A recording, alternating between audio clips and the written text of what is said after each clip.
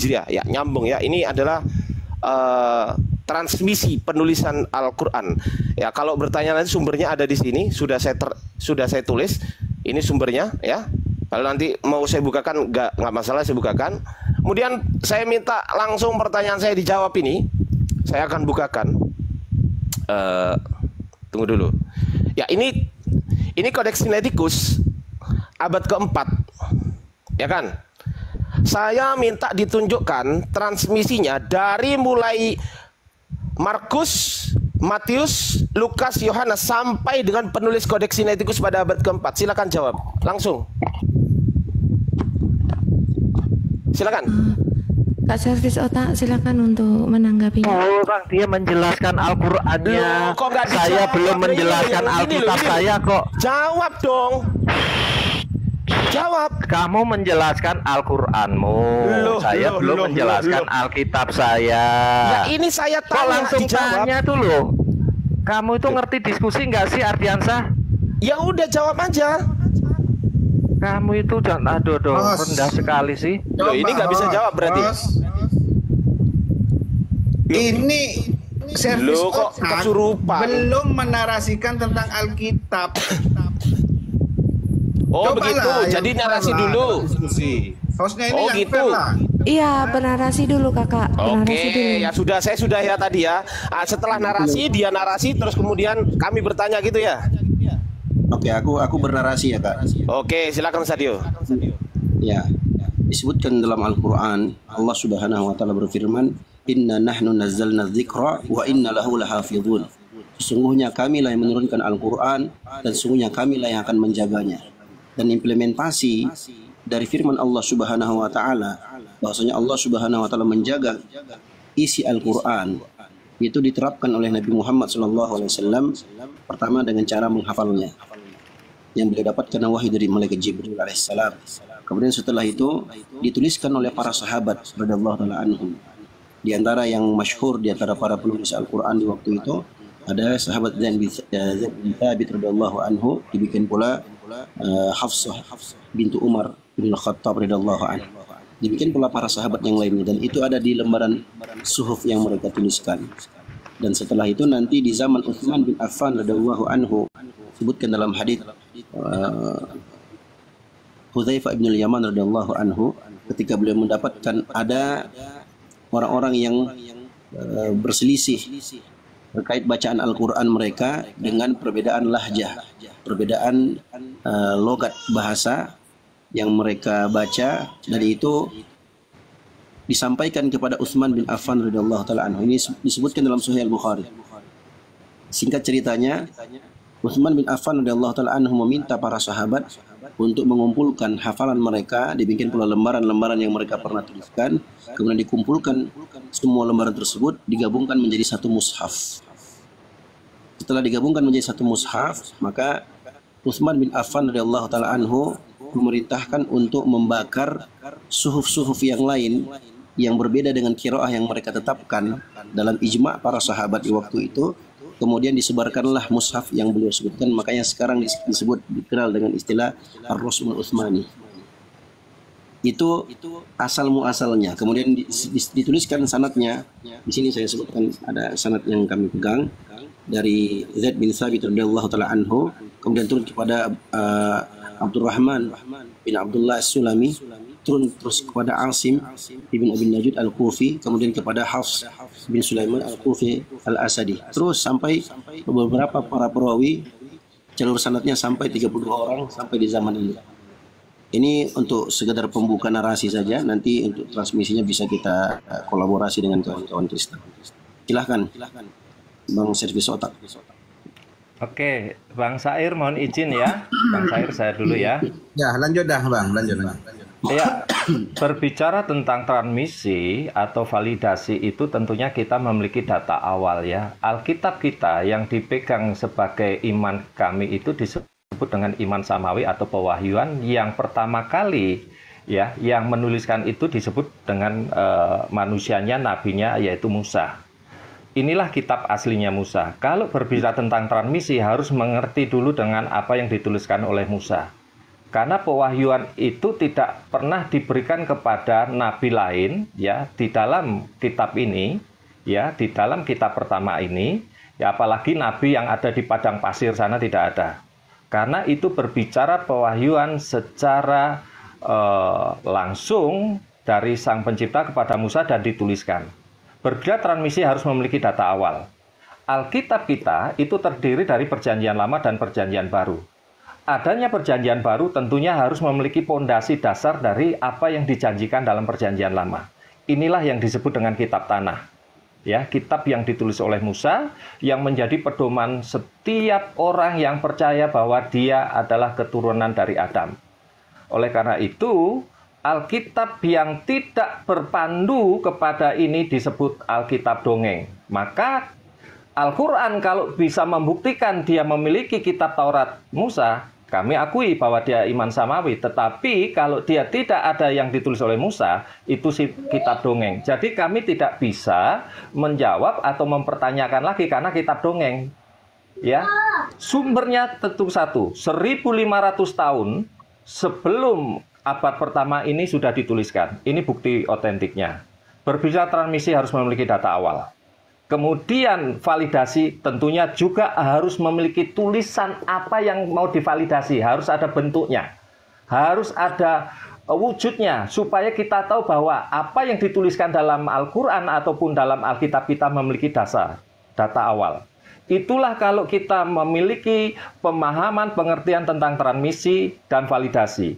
Alkitab kita di dalam Perjanjian Lama jelas ya seorang nabi bernama Israel yang mengkanon, mengurutkan ya apa yang sudah menjadi kehidupan yang tertulis di dalam Alkitab dari bangsa Israel yang ditulis oleh Musa, dilanjutkan oleh para nabi-nabi, disebut kitab Nevim dan kitab Ketuvim.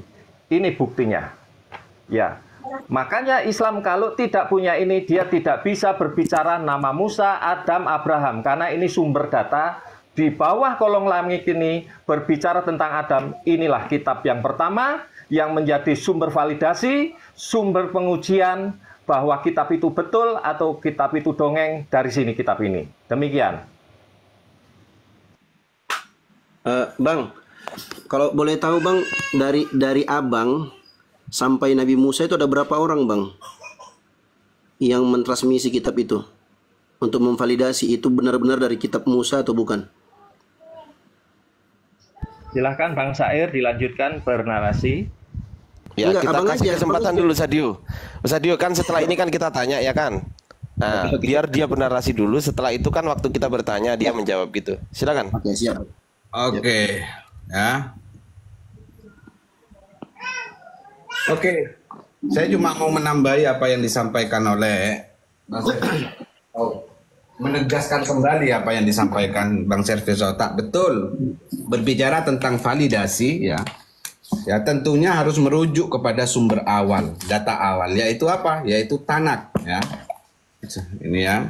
Yaitu harus merujuk kepada Tanakh gitu ya. Artinya apa? Artinya ketika kita memverifikasi kebenaran Perjanjian Baru, tentunya harus tolak ukurnya adalah Perjanjian Lama, adalah Tanakh, Taurat ya. Taurat Musa. Ketika kita mau memverifikasi sebuah kebenaran kitab suci di luar Perjanjian Baru, tentunya kalau memang di sana itu ada tokoh-tokoh yang tertulis di dalam Tanakh atau di dalam Taurat, ya, tentunya juga harus apa? Harus sesuai dengan validasi sumber awal ini, sumber utama ini. Tetapi kalau tidak sesuai dengan sumber awal ya, seperti yang disampaikan Bang Servis Otak, ngapain kita mempertanyakan? Karena itu apa? Karena itu adalah kitab dongeng, karena tidak sesuai. Ketika ada kitab di luar Perjanjian Lama, Perjanjian Baru yang memuat tokoh-tokohnya itu, tetapi validasinya tidak sesuai dengan sumber utama itu, ya saya rasa itu adalah kitab dongeng gitu. Ya, kira-kira seperti itu. Ya, singkatnya seperti itu kalau buat saya ya. Terima kasih.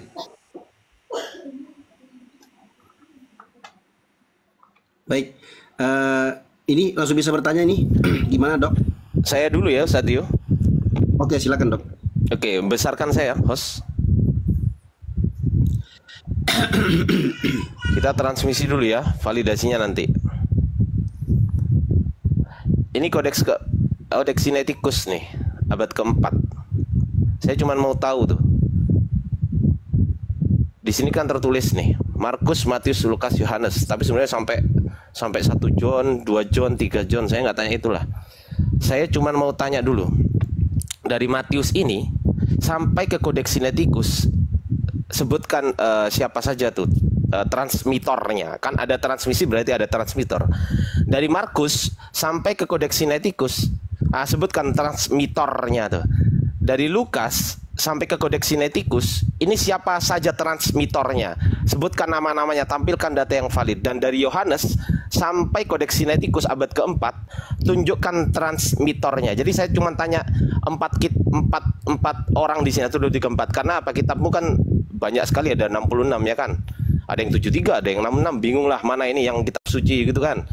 Kadang bingung juga ya, ini kitab apa namanya, ini perspektif saya, ini kitab dari Tuhan apa kitab karangan manusia gitu. Maksud saya gini loh, jangan ke apa kitabnya orang Yahudi gitu loh. Jadi kan nggak ada hubungannya Kristen dengan Yahudi kan gitu kan, teman-teman yang di bawah. Nah, tolong dijawab aja lah ini ya pertanyaan saya kan. Dari Matius, penulisan Matius tahun berapa Matius nulis, sampai ke penulis kodeks Sinaiticus ini tahun berapa? Kemudian siapa saja orang-orang transmitornya tuh di situ? Silakan dijawab. Matius, Markus, Lukas, Yohanes. Silakan dijawab. Silakan Bang. Ya, saya begini teman-teman ya. Alkitab Perjanjian Baru, baik Perjanjian Lama, itu sama-sama kitab dari bangsa Israel. Orang Kristen Barat, Timur, Utara, Asia tidak pernah menulis itu. Ya, tetapi orang Kristen di luar dari bangsa Israel, dia mengalihbahasakan. Nah, kalau Ardiansyah mengatakan ini kami mengutip atau kami mengambil kitabnya orang Yahudi atau Israel, berarti memang Anda rendah dalam pemahaman itu. Ya, orang Kristen tidak pernah mengklaim bahwa dia membuat kitab sendiri, tidak ada. Baik. Bang, interupsi Abangku. Interupsi, maaf Bang. Yang ditanyakan itu transmitornya. Yang ditanya transmitornya Bang. Sebentar dulu. Silakan. Ya, ini bukan jualan kacang goreng. Kita berbicara data, Mas. Ya. Baik, ya. Tentunya adanya perjanjian baru yang ditanyakan oleh Ardiansyah tadi, sumbernya harus dari sini. Karena perjanjian baru itu menjawab 325 nubuatan yang ada di perjanjian lama. Maka untuk menjawab perjanjian baru, kita harus clear dulu dalam perjanjian lama. Ya, nggak jawab, dasar dari iman kekristenan ini adalah ini. Bunda Markona nggak jawab tuh. Lihat tuh. Oleh karena itu, baik ya, kita berbicara transmisi, judulnya transmisi. Transmitornya yang saya tanyakan. Saya harus beres dulu tentang ini. Baik, di dalam kitab tanah, ya. Loh, saya nggak tanya itu, Bang. Yang disembah oleh Musa. Saya nggak tanya itu, tapi adalah Elohim. Ya, saya nggak tanya itu. Itu transmisinya. Kenapa tertawa dia? Saya nggak tanya itu, tapi. Kenapa ini? Saya nggak tanya itu. Dasarnya dari sini dulu. Iya, tapi saya nggak tanya itu. Mas, gimana motong-motong pembicaraan orang? Loh, nggak jawab soalnya. Hah? Soalnya nggak Tolong jawab. untuk itu Kak, tolong untuk apa? Yang Saat ini tegas jangan Bang sampai Os. memotong. Tadi saya ingatkan. Jangan sampai memotong teman-teman. Iya. Ya, interupsi gini Bunda tadi, Bang, Markona. pertanyaannya Tolong ditengahi Bunda Markona. Kalau pertanyaan saya A, jangan sampai lari ke Z gitu loh. Tolong Bunda yang nengahin deh. Silakan Bunda. Pertanyaan saya ulangi ya, saya ulangi. Siapa dari Matius sampai ke kodeks Sinaiticus itu transmitornya siapa saja? Dari Markus sampai Sinaiticus itu transmitornya siapa saja? Dari Lukas sampai ke Sinaiticus itu transmitornya siapa saja? Dari Yohanes sampai ke Sinaiticus transmitornya siapa saja? Jadi ada 4 jalur di situ. Silakan dijawab. Kak Selvi silakan. Ya, Bunda Markona, dalam iman kekristenan kita tidak bisa ujuk-ujuk di ujung. Tentunya harus mengerti legal standingnya dulu. Ya, inilah yang kalau berbicara tentang transmisi dan validasi, ini 2 judul. maka saya harus menjawab dua-duanya. Terjadinya perjanjian lama baru itu harus memiliki dasar ini dulu. Maka nanti tahu transmisinya, dasar-dasarnya itu mereka tahu. Siapa yang menulis, kemudian dialihbahasakan, dan kemudian sampai pada validasi yang disebut dengan kanonisasi. Itu mereka nggak ngerti. Kita nggak bisa main comot langsung perjanjian, nggak bisa. Dasar berbeda kitab suci harus memiliki legal standingnya, sumber jawabannya. Ya, sumber jawabannya tentunya harus perjanjian baru itu menjawab semua yang tertulis nubuatan. Ya, itu berbicara transmisi dan validasinya. Jadi kalau dasarnya ini nggak beres, maka nanti saya jelaskan di perjanjian baru pun dia nggak ngerti. Oleh karena itu, dasar kalau Anda mau berbicara tentang transmisi harus clear dulu di sini. Apakah betul perjanjian baru itu jawaban dari perjanjian lama? Oleh karena itu, ini dasarnya. Kalau orang Islam cerdas harusnya tahu, Kristen tidak bisa, kekristenan tidak ada tanpa ada perjanjian baru, perjanjian lama ini. Perjanjian lama ini menjadi kitab bohong kalau tidak ada nubuatan yang dijawab di dalam perjanjian baru. Maka kalau Anda mau bertanya, mari nabi-nabi siapa saja dari perjanjian lama sampai para murid kami akan jawab tuntas. Jadi harus clear dulu di sini fondasinya. Kitab itu harus dimulai dari kitab awal. Anggaplah itu clear. Jadi jawaban saya mana? Tidak, belum clear. Jangan Anda bilang clear. Ya jawaban saya mana tapi? Makanya selesaikan dulu di dalam perjanjian lama. Saya nggak tanya itu. Dalam perjanjian itu. Saya nggak tanya itu. Kami nggak bisa jawab di dalam karena harus menjawab ini. Bunda Markona kalau nggak dijawab saya turun ini. Iya kan dia takut. Nih betapa Al-Quran nggak ngapain nggak males saya. Dari kitab awal nih. Kok. Abu ini loh, transmisi pertama, transmisi pertama, kalau Anda ini sumber datanya ini, kitab yang ditulis oleh Musa, kemudian kitab yang ditulis oleh para nabi, ya, Bang Servis, kemudian kitab yang ditulis oleh raja-raja.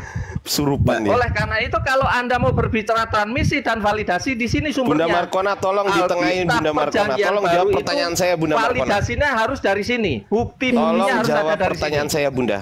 Begini, izin Bang Servis Otak. Bang Servis Otak izin, Bang. Abang nggak bisa. Kami menjadi omong kosong kalau tidak bisa menjelaskan perjanjian lama. Bang, aku ngomong dulu, Bang. Bang, sebentar, Bang. Ya, makanya kalau Anda mau berbicara transmisi, maka saya katakan Ardiansa hati-hati ngomong dengan saya dengan judul. Kamu harus ngerti transmisi dan validasi. Lu nggak jawab hati-hati. Lu yang jangan jawab lu. Membuktikan bahwa kitabmu betul. Lu gak jawab dia. Bang Servis izin ya, izin aku ngomong ya. Akan menjawab semua. Kalau kamu kitabmu betul harus validasi ini sumbernya. Perjanjian baru dikatakan betul kalau ini belum validasi, Bang. Pertanyaan saya belum ke validasi. Aku tanggapi ya Bang Servis Otak. Bang belum validasi, Bang. Ya makanya. Ya jawaban saya mana? Transmisi itu harus dari sumber awal. Ya, harus dari sumber awal, nggak bisa di ujung tok. Kamu nggak akan ngerti. Enggak, saya tanya perjanjian baru. Saya mau berbicara dari dasar, dari awal supaya kamu tahu. Transmisi itu dimulai dari ini, kitab ini. Tanpa kitab ini kita nggak ngerti ada kitab lain. Berarti harus dari kejadian 1 dulu. Iya jelas, siapa penulisnya, dilanjutkan oleh siapa. Maka nanti kita buktikan apakah Al-Quran juga memiliki hal yang sama dengan kitab ini. Oke, saya tanggapi sebentar ya. Jadi Musa sekarang itu Al-Quran punya nggak kitab seperti yang itu bukti transmisi kalau Al-Quran itu bisa bukan kitab dongeng. Kalau Al-Quran bukan kitab dongeng, tunjukkan ini. Transmisinya harus dari ini, sumber datanya ini. Aku tanggapi Kak Markona, Dr. Ardiansyah. Begini Bang Servis Otak. Abang kan mengklaim itu kitabnya Musa, oke? Yang kami tanyakan, memang ini kitabnya Musa, nggak ada klaim-klaiman. Ini dimanapun sejarah mengatakan ini kitab Musa dari bangsa Israel, keturunan dari Yakub. Nggak ada 5 menit teman-teman, hancur, nggak bisa jawab. Nggak ada 5 menit. Wah, oke, dengarkan aku ya, Bang Servis izin. Kita tunjukkan data, ternyata kitab mereka itu nggak bisa membuktikan bahwa kitabnya bisa ditransmisikan dari sumber awalnya. Nggak punya data dia. Aku berbicara boleh bang? Selesai, makanya kalau kamu bilang transmisi. Aku boleh berbicara nggak bang? Lu yang nggak jawab kok selesai gimana sih? Lu yang nggak jawab. Sekarang transmisimu dari mana? Kitabmu ada dari mana? Perjanjian baru itu harus dari sini. Enggak, kenapa perjanjian baru harus dari sini. Enggak bisa perjanjian baru muncul begitu saja tanpa ada perjanjian lama ini. Saya nggak tanya itu tapi. Justru pertanyaanmu itu menunjukkan bahwa harus ada bukti otentik bahwa perjanjian baru, Matius, Markus, siapa menuliskan, dasarnya dari mana? Ya dari sini dasarnya. Iya, tapi pertanyaan saya, Markusnya karena itu topik yang dibicarakan oleh Matius, Markus, Lukas itu tentang nubuatan yang ada di perjanjian lama. Nggak bisa diskusi nih, nggak bisa diskusi. Yang nggak bisa diskusi siapa? Saya menunjukkan data, kamu jawab aja apa gimana? Al-Qur'anmu itu bukan kitab contekan. Ya Allah. Kitabnya Musa. Aku buktikan, servis otak aku buktikan. Buktikan Al-Qur'anmu itu tidak merubah-rubah kitabnya Musa. Buktikan. Itu bukti transmisi nanti. Iya, aku ngomong dulu, kau ngomong. Saya enggak, Sadio, izin Sadio.